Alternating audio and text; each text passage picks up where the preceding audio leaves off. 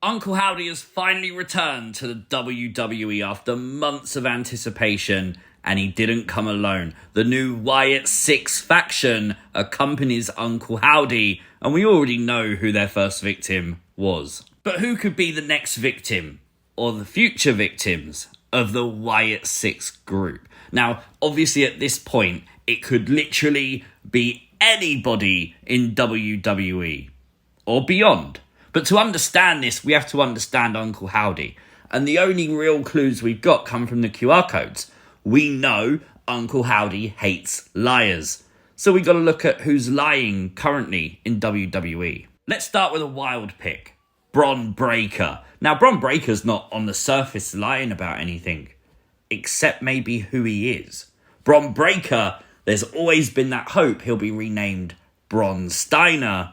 If Uncle Howdy deems him to be a liar about who he actually is, could he be a victim? It could be an interesting way to repackage Bron if WWE sees fit in the future, for sure. The story between Liv Morgan and Dominik Mysterio has been compelling, for sure.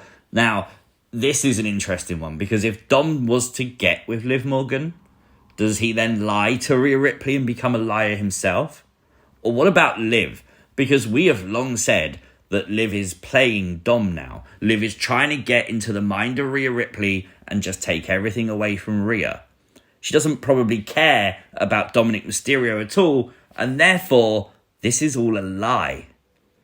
Oh no, poor Liv Morgan, man. Let's do a really interesting and juicy one, shall we? Tommaso Ciampa, obviously once known as the Black Heart. Could you imagine if, Uncle Howdy changed Tommaso Ciampa into reverting into the Black Heart gimmick? That would be kind of cool. Obviously, Ciampa right now in a partnership with Johnny Gargano, DIY, who Dexter Lumis has a lot of history with Gargano. You could then tie that in with the way, bringing up Index. Of course, Dexter Lumis was married to Indi Hartwell. And this could be interesting as well, because Indi Hartwell right now is a heel. And Indi was never a bad girl. Indi was always the life and the soul, the smiling, the happy. And that's how Dexter knew her. So if Dexter feels like she's not being true to herself now, is Indi Hartwell a liar? An interesting concept could be Corey Graves. Now, Corey was sidelined as a professional wrestler due to injury, but all the reports say that Corey Graves could potentially return to the ring. If this is something that Corey and WWE want him to do even just once, this could be an interesting story to do it. And with what Graves had to say about the Wyatt Sicks debut, I can't imagine if Triple H pitched this to Corey Graves that his immediate response would be no. That concept could open the floodgate, because WWE do employ a lot of former wrestlers in backstage roles. If any of them decided to return to the ring, you could do that. Please give us Abyss. Abyss versus the Wyatt Sicks. I know he's older, but I don't care. The visual would be insane. Corey's current broadcast partner on SmackDown, Wade Barrett, could also be a future victim. I mean, we speculated this during the White Rabbit campaign, when the White Rabbit was seemingly keeping an eye on Wade Barrett. But obviously Wade Barrett has a lot of history with Wyndham Rotunda in the Nexus. Now, obviously, the Nexus promised to be the next big thing to take over WWE. Everything the Wyatt Sicks is currently probably going to do. Could you create a storyline where you say that Wade Barrett lied to Husky Harris to get him in the Nexus, and use Joe Gacy, who's playing Huskus the Pig Boy in these demonic characters, to do the revenge? That would be cool. But now I'll throw that question over to you. Could anyone else currently in WWE be perceived as a liar? If so, let me know in the comments down below. Now, the next thing to do is to look at Chad Gable, because Chad Gable wasn't completely random. Some people may think he was, but he wasn't. On Saturday night, we made a video saying that Chad Gable could be the first victim because of certain clues that we'd seen in Saturday's QR code at Clash at the Castle. But one thing we can be sure of, Chad Gable will be back. He may be a zombie, but he'll be back. No, he won't be a zombie. Uncle Howdy has already told us that nothing is ever final, for you may be reborn with a newfound wisdom. So we think that's exactly what's going to happen now with Chad Gable. He's going to change his ways. And he or anyone in the future could do the same, because we've been told how to prepare for the massacre. You have to repent and be made whole. So if Chad Gable had actually been true to himself, if on Monday Night Raw he'd probably just reached out and hugged Otis, Maxine and Tozawa, maybe he wouldn't have ended up the way he did. So now we expect Chad Gable to make his return with a different outlook on his career and life. Kind of like he's changed. Which is gigantically crucial, because we often speculated the Fiend changed people. Now, could Bo Dallas, Uncle Howdy, change people the same way? Just a different concept of doing it? That would be interesting. But then using Chad Gable as a template, potentially that means we can identify future other victims. The first one that springs to mind for me is Grayson Waller. Now, right now, the storyline is that he's not treating Austin Theory, his tag team champion partner, much as a friend. He is pulling him into the line of danger. He is leaving him. He's abandoning him while he's getting beaten down, and Grayson runs for the hills. Applying the logic of Chad Gable, the fact that all the other members of the Wyatt Sicks group have been underutilized, oppressed, held back, spat on by their family and friends, could we say that's what Grayson Waller's doing to Austin Theory?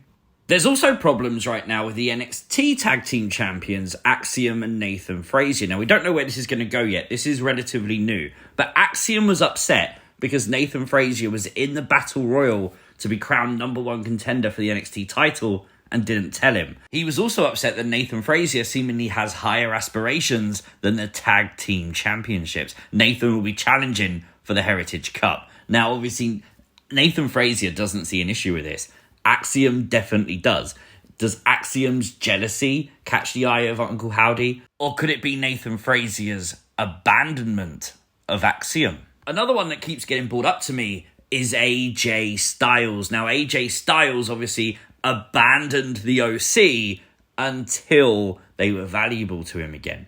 Could he be a potential target of Uncle Howdy? How about Solo Sikoa? Solo Sikoa thinks he's the tribal chief. Is he lying about that for a start?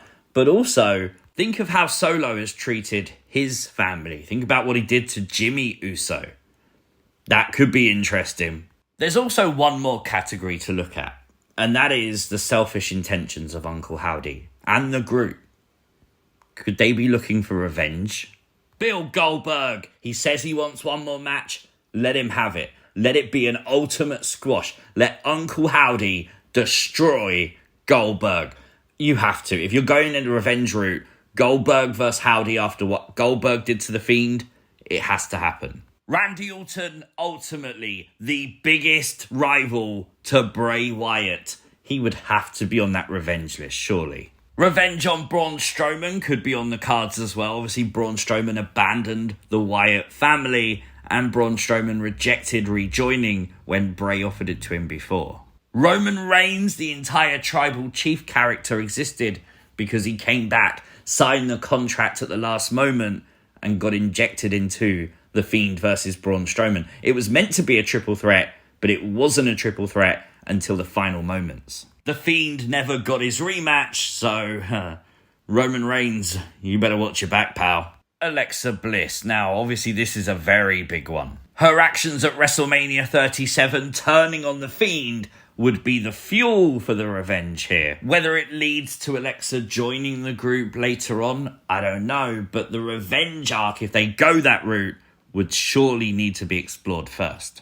Broken Matt Hardy. Now, this could be really interesting. Of course, former tag partners with Bray, but he did throw Bray into the lake of reincarnation.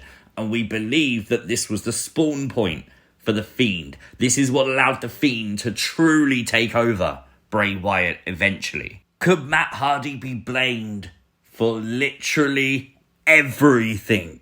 That would be interesting. And on the latest episode of Matt Hardy's podcast, The Extreme Life of Matt Hardy, he would reveal that although the group was already established, which means he's definitely not going to be part of the group, there was conversations and there is the potential in the future for him to do something with the group based on his history with Bray. So we know this is something that potentially has already been spoken about. What about Finn Balor, the first opponent of the Fiend, a famous rival to Bray Wyatt?